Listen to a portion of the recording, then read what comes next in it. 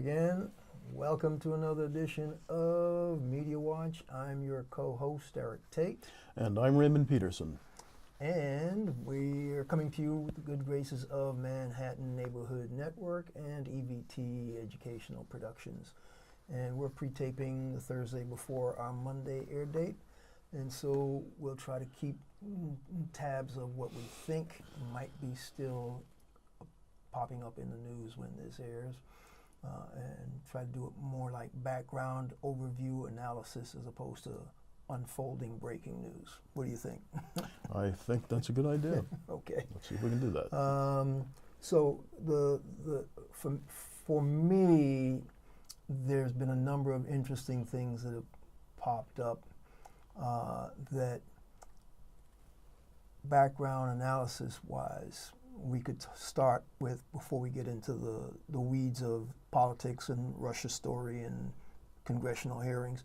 The first story for me that our good resource person, Pearl Duncan, brought to my attention because I slept it was the Bowie State University young man who got stabbed to death while visiting the University of Maryland campus.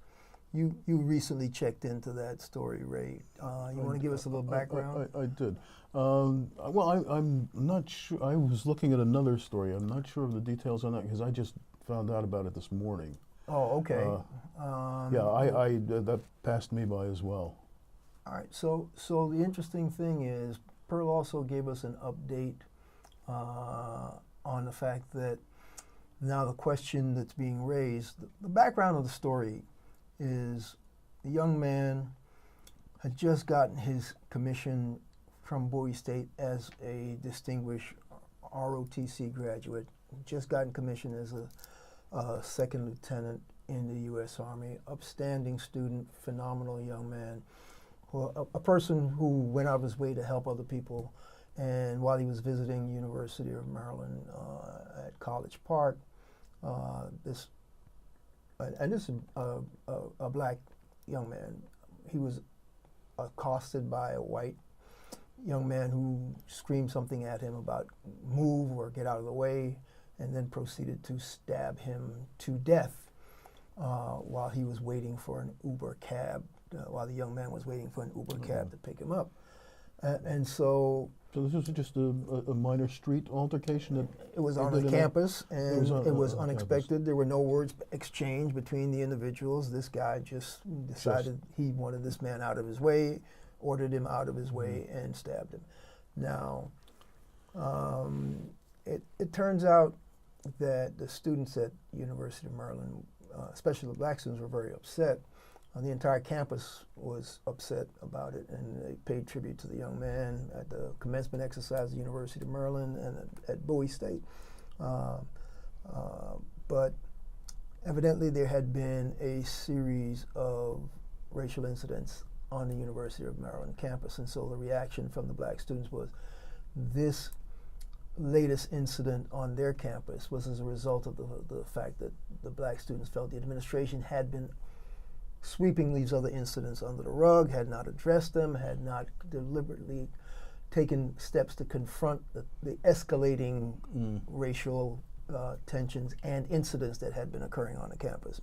Now, when I first saw the story on the link that Pearl gave me, the thread of the story was, this is the latest in incidents that have occurred on campuses across the country. That there seemed to be an uptick and an escalation since 2016. And of course, we can tell that the discourse has coarsened since 2016. But you were talking about the fact that there was another stabbing incident on another campus that you came across while you were There was in tell us about March 3rd.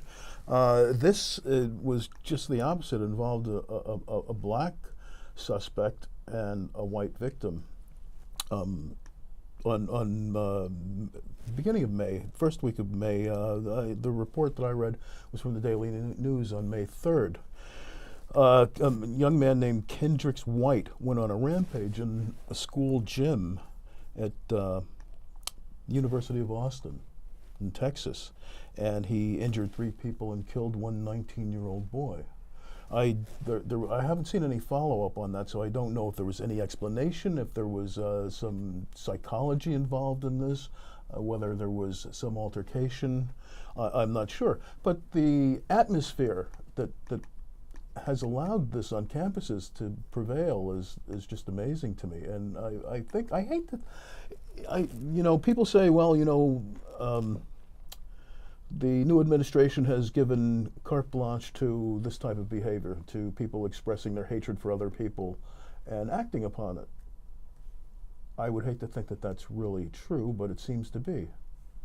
What's your take on that? Well, I know that the Southern Poverty Law Center down in Atlanta had documented the fact that there had been an increase in racially motivated incidents, hate crimes, and everything as a direct correlation to the type of xenophobic, racist rhetoric that had been spouted by Donald Trump on the Republican primary campaign trail. They documented that increase, and between 2016 and the start of 2017, the trend seems to have continued. So it's not my particular take, it's what people who are keeping tabs of this stuff have pretty much agreed to. And so it's something that's always been there. It's just reached the point where it's boiling over. Well, I'm saying that the Poverty Law Center is correct. That stuff definitely increased once Trump started his rhetoric on the campaign trail. And you're correct, it's something that's always been there. If we want to go back on Media Watch over even prior to the 2016 campaign, we were documenting the fact that, and this was again quoting Atlanta Southern Poverty Law Center, who tracks these stuff. From the time Barack Obama got elected and his re-election, the number of white racists, alt-right, however you want to term these folk, militias, whomever, increased exponentially. It went from whatever to 1,000-fold. And we had the numbers when we quoted it, when we ran those Media Watch stuff. So you can see an increase in this behavior in these groups from 2007, 2008, right to today. What I'm saying is even that increase has spiked from 2016 to now. And I believe that's what the Southern Poverty Law Center was saying. Because of Trump's rhetoric. Well, okay, let's talk about the latest example of this kind of coarse behavior, whether or not, because in Trump's campaign rallies, he kept, somebody was running the clips of, oh yeah, in my day, they would have never been allowed to do or say what they were saying at his rally. He says, yeah, get him out of here. I'm quoting Donald Trump in primary campaign. And yeah, try not to hurt him, but if you do, I'll pay your legal fees. All right, so you have any number of those kinds of statements being made by this candidate. Sure. So what that does is it green lights the behavior of these crazies, and they certainly escalated during his campaign, as we well know. There were any number of incidents at any number of campaigns. I remember one where somebody walked up behind some guy and cold-cocked him, just because he was egged on. All right, so I'm just, the campus is not divorced from the larger society. And so it's the interesting thing is, when they investigated this young man who stabbed the ROTC graduate to death. Was he a student? I believe he might have been a Maryland student, and if I could call up the report, I could double check it, but my computer's locked up. If you can get the report to come up, that'd be great. They found out he was a member of this alt-right, R-E-I-C-H group. That's what his Facebook page showed. And when the Maryland police chief gave the press conference, he said in investigating his Facebook page, they discovered that he was part of this group, and they were totally antithetical to Jews, Latinos, immigrants, and especially African Americans. And that's the way the police chief phrased it. And so this young person, whether you want to call him a young man, this alt-right person, decided he would take out whatever his hatred that he had absorbed in his associations with these people. He took it out on this. I just can't understand how people can be that way, absence of some sort of psychological disorder. Is our nation fundamentally psychologically ill? I don't want to blame the entire nation on the actions of the alt-right, far-right But there are militia enough of these groups. Well, I don't want to go off on a tangent, but that's a question worth exploring because Pearl Duncan sent me another tip, and it was in my Sunday Times book review, a new book that was written by a German historian who done deep research in the American Revolution, and he used the British archives to dig into it. And the premise of his work was that the American Revolution had been sanitized by the historians writing from America, studying just the American, and so it was just a verbal exchange of stuff and high-minded principles that were written down on pieces of paper. He said, bloodiest damn thing you could ever find. And the premise of the work was they were just killing, stabbing, raping, doing all kinds of stuff to bring the country into fruition. If my computer wasn't locked up, I would call up the link and tell you the name of the author and the name of the book, so you could do this. As you can see, mine's locked too. I don't know what. I don't know why. So technology is not helping us to get to these. Not today. But the answer to your question is our country has not necessarily lost its mind. Our country was founded in violence, violently. And guess what? When we did Then I'll Be Free to Travel Home, we documented how much of that violence had been perpetrated by white colonists on black enslaved people. When we talked about the slave revolt in New York, one of the earliest slave revolts, we talked about those revolters being drawn and quartered. If you know what that means, folks, is they stretch you out on the ground by stakes, and then they cleave you in half, quartered, down the middle, across the side. That's what drawn and quartered means. And when I say cleave, I mean cleave, okay? So that kind of violence is endemic to this country. So, yeah, to answer your question, no, we haven't lost our minds. Some people have just reverted back to the kinds of non-civilized behavior that occurred during those kinds of warfares, revolts, etc. And it happened on both sides, not just the colonists. War is war. But to get back to some of the stuff that we want to deal with, because this whole behavioral thing. Did you check out the Montana House election, special election story that broke when we aired Monday? Would have broken Wednesday night of the previous week. John reporter.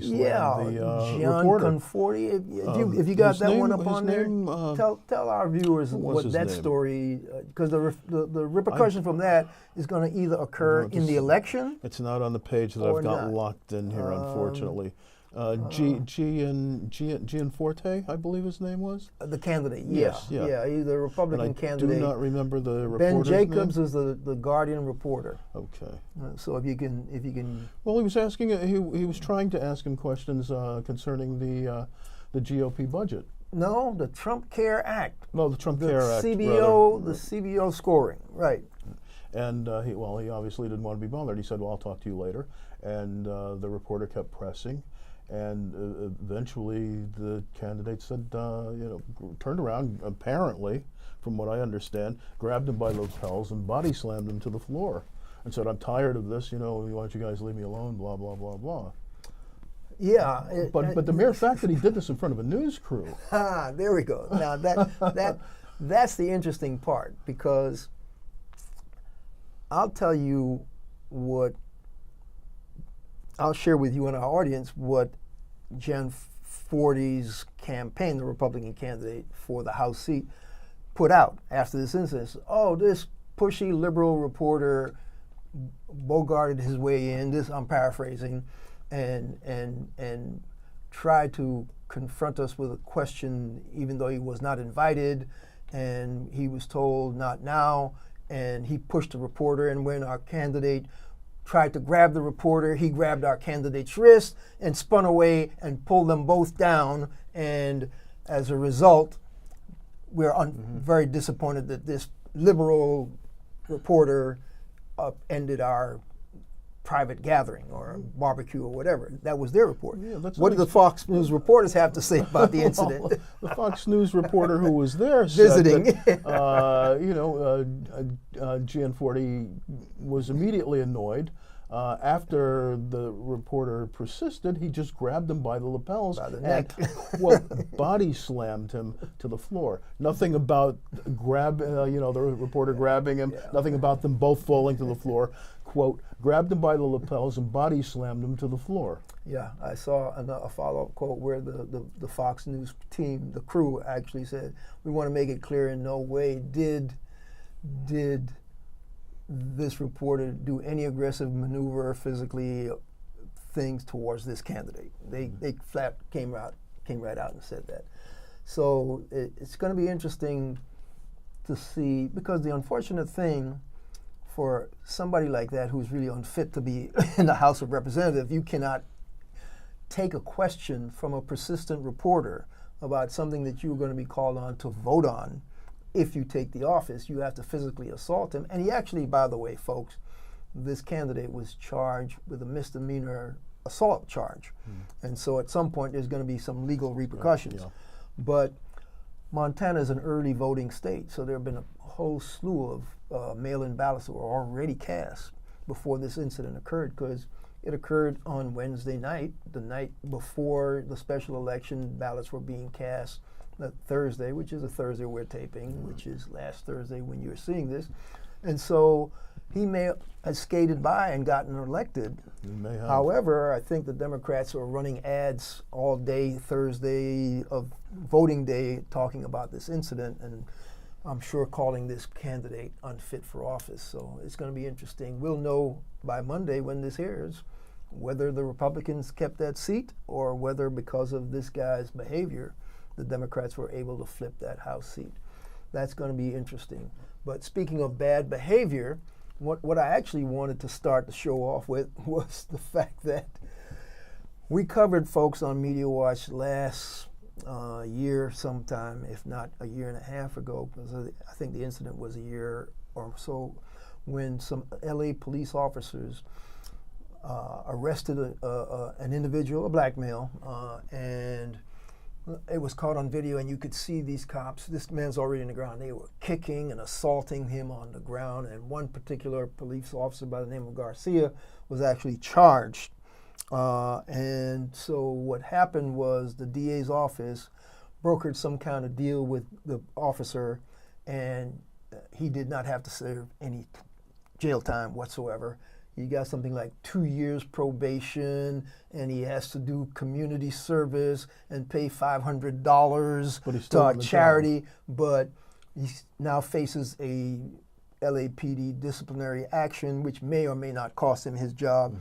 The civilian board that brought the charges and leveled it said we're very disappointed, because the charge had a minimum of 3 years in jail and whatever, and they, I believe, we're looking for at least a year in jail, and so they're quite disappointed that the DA, Jackie, I don't want to say my last name, and I can't call it up because the computer is locked, but the DA in the case took the plea bargain and gave him no jail time. So everybody was not, most folks are not happy. The claim was, well, this guy was going to be brought up on charges, the victim in the assault by the cop was being brought up on charges for crimes himself, like I think rape and kidnapping. But here's the interesting part about it. all this thing was happening before he was tried, and so he could have very well been innocent. So to weigh that, so suppose he turned out to be innocent. What does that got to do with why you're going to be lenient on this police officer? Turns out that the lawyer who was prosecuting or defending, wrong choice of terms, the lawyer for the defendant who had been assaulted in the case against the police officer is also his lawyer in these other charges. And in doing the follow-up, it turns out that, he got convicted for those kidnapping, rape charges. And I'm sure he's going to face jail time, except his lawyer's going to appeal that conviction. So whether he gets off or not is debatable. But this cop who definitely assaulted him, and you could see it on the video, he's facing no jail time, and he walks. And of course, it sends a horrendous message. Yeah, it's an old story, though. And whether he was guilty or not of the original crime makes no difference. It has nothing to do with the assault by the officer. I agree with you. I mean, most people would agree with you. But guess what? Apparently the judge did not. No, the DA did not. The DA did not, rather. Sorry. Forgive me, Your Honor. The DA cut a deal with them. But that type of behavior, I saw a video, very, very grainy video. You may have seen it because this happened a couple of days ago, last week when this is airing, where a Texas cop was breaking up some sort of altercation after some sort of party somewhere in one of those Texas towns. And guess what? You could see him punching twice a 14-year-old teenage girl. I mean, in the face. I actually did see that in passing. I never saw the follow-up to that story. I don't know what's going to happen, whether or not he's going to be charged with anything, but even if he gets charged, what's going to, if the LA case is any example, what we have documented by checking the researchers who've done this stuff, it is very rare that police officers ever get charged for any of these assaults on people that they're supposedly arresting for whatever crimes they supposedly committed. And sometimes the people did commit crimes. But once they're detained and restrained, because these guys were kicking her already in handcuffs. Anyway. She was handcuffed. No, he was trying to restrain her when he punched her. The guy in the LA case had already been restrained. I was trying to restrain her. Oh yeah, of course, but you don't restrain a 14-year-old girl with a punch to the jaw, to the face. I was threatened. I felt threatened. Yeah, right. A 14-year-old. That's a defense you outweigh her by 150-some pounds, and you felt threatened. I thought you had to punch weapon. her in the face. No, he didn't say that. That line didn't come out. There was no line line about he thought she had a weapon. And basically, you can see it's just a melee. And now he may claim, well, she swung at me, which who knows? It's a grainy video. She may well have. When somebody comes assaulting you, you defend yourself automatically, whether it's a cop or not. But when a cop, and in the video, he looks like he's at least 220 pounds, I would say probably when he got her down on the ground, she was subdued and there was no reason to strike her in he was any way. striking her while she was standing up. He throws two punches. You can see him barreling in and throwing a punch. I mean, it's like that. Like he's leaping into her, okay? And that probably solved whatever threat may have been imminent. I don't think so. Guess what? Her mother was restrained but not arrested, okay? So it was a crowd melee. Yeah, okay. I mean, I'm what I'm saying is these cops use inordinate force needlessly. And they do it on black and brown people more than they do it on white people, which has been documented. Absolutely. We quote those researchers all the time. And I'm playing devil's advocate because I'm just never going to understand any of this. Well, the level that I understand it on doesn't make any sense to me. I've never been able to understand it, and I've never been able to condone it. And I think every one of them should be tried. And not just tried because, as we started out in the discussion, they usually walk. They never get any jail time, and it's rare that they end up behind bars. So what does that say about the review boards that were supposed to alleviate civilian complaint review boards? Those are toothless things that are at the mercy of any police department, okay? We've had that discussion on Media Watch on more than one occasion. Civilian review boards, just like body cameras, are only as good as the integrity of the police departments that are working with them, period. So, but anyway, to get back to some of the stuff that caused the Montana body slamming, it was the Trump care scoring of the bill that had passed the House. That's what Ben Jacobs of The Guardian was trying to ask this Republican candidate in Montana about. CBA scores come out that says, no, it won't be 24 million people who will be out of health insurance by 2026. It'll be 23 million. Do you have any comments on that? Well, the interesting thing is Republicans and Democrats are pretty much unhappy with what's happening because the new Trump budget basically coincides and buttresses all the slashes that they're trying to do in the Trump care, whatever they call that bill, ACHA or AACH or whatever the acronym is. It's not the ACA. It's the ACHA. It's Trump care, okay? And all the slashes in Medicaid, all the cutbacks for hospitals, all the stuff that people have been up in arms about has been compounded by, of course, the newly released Trump budget. So the Republicans are not happy with the Trump budget. I think somebody asked Senator Lindsey Graham, well, what do you think about this Trump budget? Is it dead on arrival? He went dead on arrival. Yeah, I think that was Lindsey Graham's that's comment. The general consensus, yeah. But here's what people fail to realize. 1 minute. The Senate doing exactly, how much time we got left? 1 minute. Wow, we spent all this time without even getting into the Russia story. Well, the Senate, the the Russia that's story is okay. going to be It's around going to for be a around. while, yeah. The Senate is doing all this stuff behind closed doors also. They're not having any public hearings. They're not having any open hearings. They're not having anything about this new health care bill they're trying to pass. And so the question is, what's going to come up for people to vote on? The hospital folks can't have any input. The healthcare professional can't have any input. The other party can't have any input. So we don't know what's going to come out of that Senate bill. So anyway. Stay tuned. Hey, this has been Media Watch.